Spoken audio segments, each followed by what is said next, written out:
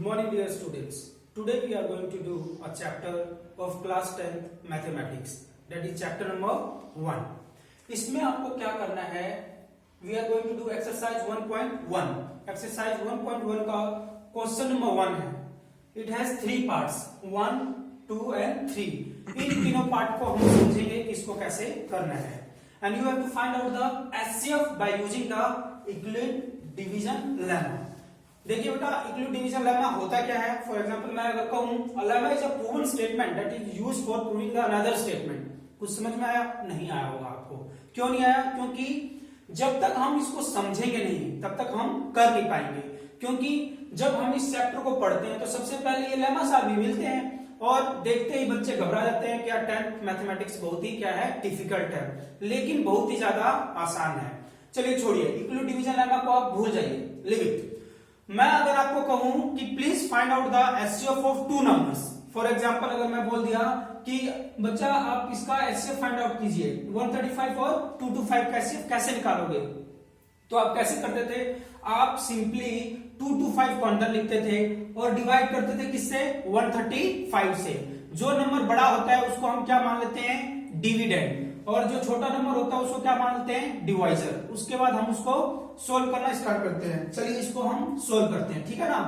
हम जो क्वेश्चन दिया हुआ है क्वेश्चन नंबर 1 में कि आपको यूक्लिड डिवीजन लेमा से फाइंड आउट करना है क्या? एचसीएफ. तो मैं बोल रहा हूं इसको भूल जाइए.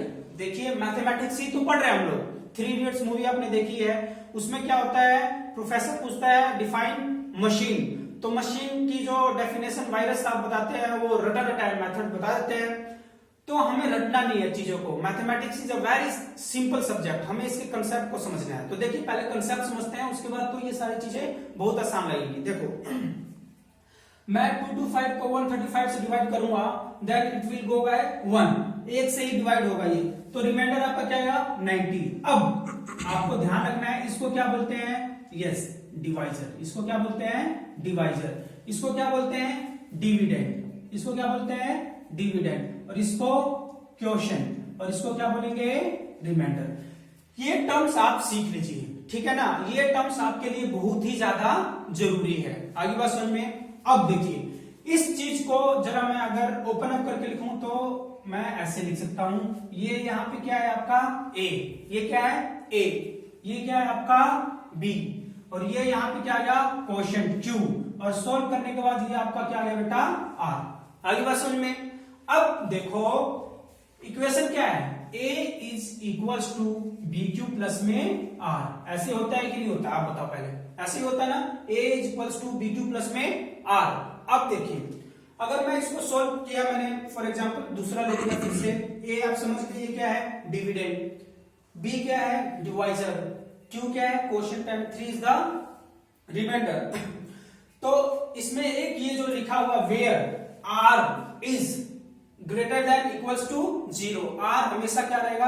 या तो 0 के बराबर रहेगा या 0 से बड़ा, लेकिन हमेशा b से क्या रहेगा? छोटा. b से हमेशा क्या रहेगा? छोटा.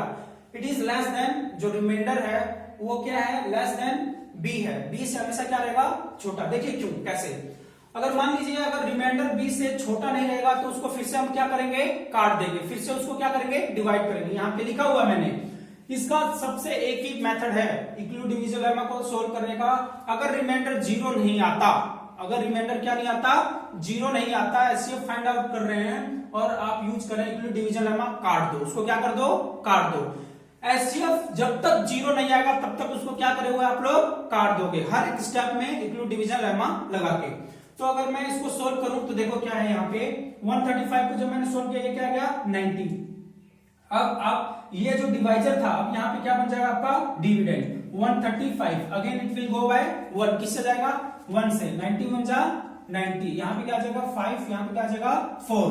ठीक है. अब यहाँ पे बताओ जो रिमाइंडर है वो क्या है?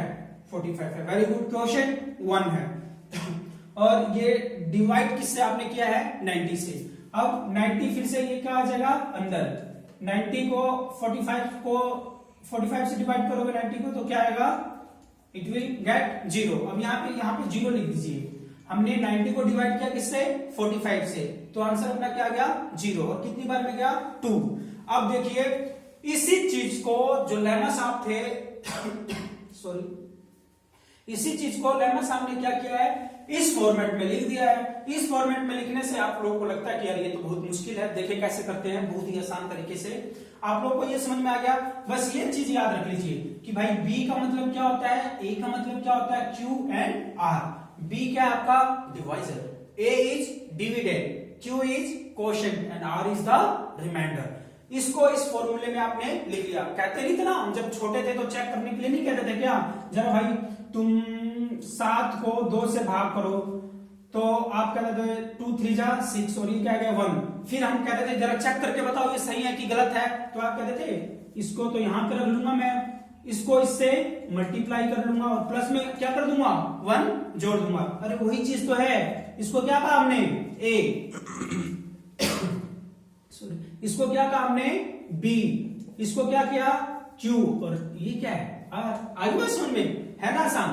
तो आपको केवल इस जो ये मेथड है, जिस तरीके से हमने एचसीएफ निकाला है, जो अपना ओल्ड मेथड है जिससे हम अभी तक निकालते हैं, उसको हम केवल कौन से फॉर्मूले में पुट कर देंगे, इस फॉर्मूले में पुट कर देंगे। देखिए कैसे। सबसे पहले लिखेंगे अकॉर्डिंग टू इक्विलिब्रियम लेमा।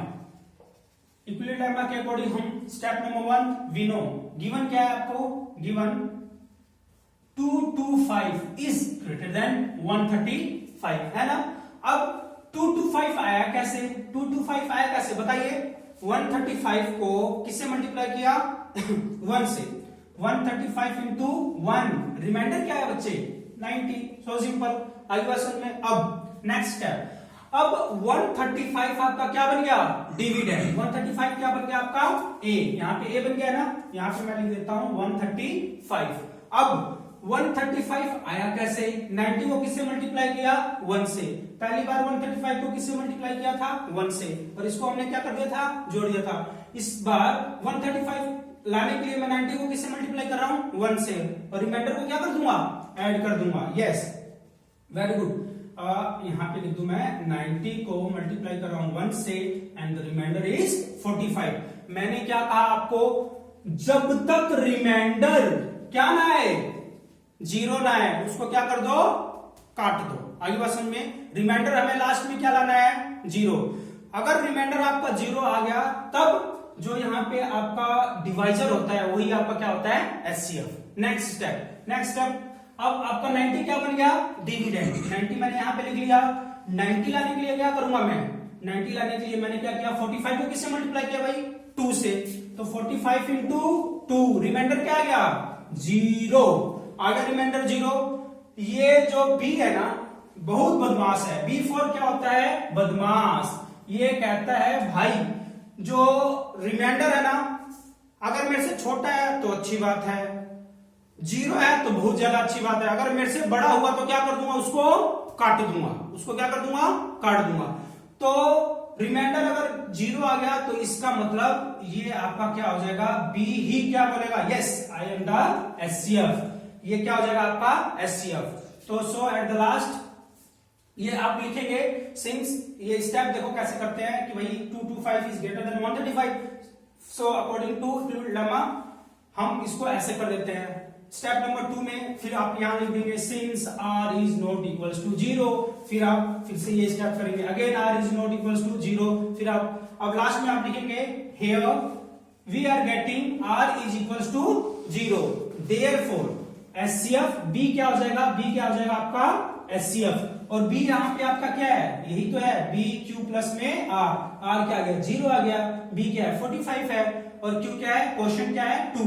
तो बी ही क्या होता है एचसीएफ होता है कब, जब आपका रिमाइंडर आ जाए 0। आगे बात समझ में। तो यहाँ पे so at last we are getting HCF of किसका किसका निकालना था हमें एचसीएफ ऑफ 225 एंड 135 इज कितना आ गया 45। आगे बात समझ में आपको बहुत आसान है बच्चों, कुछ भी नहीं करना, जब तक रिमाइंडर 0 ना है तब तक उसको काटते रहो, क्योंकि बी फॉर क्या होता है डिवाइजर, और डिवाइजर जो होता है बी फॉर बदमाश है, जो ये बहुत ही शैतान है। कहता है रिमाइंडर मेरे से 0 मेरे से छोटा रहना चाहिए, छोटा रहे मैं खुश हूं, 0 रहे बहुत ही ज्यादा खुश हूं, बड़ा होगा तो उसको काट दूंगा।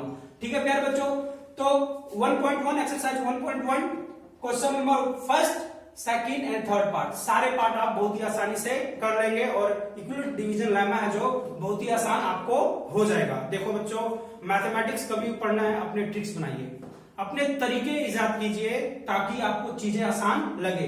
देखो हम उसी चीज को इस तरीके से करना कितना आसान हो गया। अगर मैं ये नहीं बताता आपको, ये नहीं समझाता, डायरेक्ट मैं कहता a lemma is a proven statement that is used for another proving statement, इस तरीके से बताता तो आपको नहीं समझ में आता। जब मैंने इस तरीके से बताया तो आप उसको आसान से मैनिपुलेट कर पा रहे हैं कि भाई ये तो ऐसे था, ये तो ऐसे था, ठीक है ना। तो बच्चों ये आप लोग कीजिए। अगले वीडियो में हम मिलेंगे। अगर आपको ये वीडियो अच्छा लगा तो please share, like and subscribe also, और अपने दोस्तों तक पहुंचाइए सो दैट उनको भी आसान मेथड मालूम चले। टिल देन टेक केयर और पढ़ते रहिए। Thank you.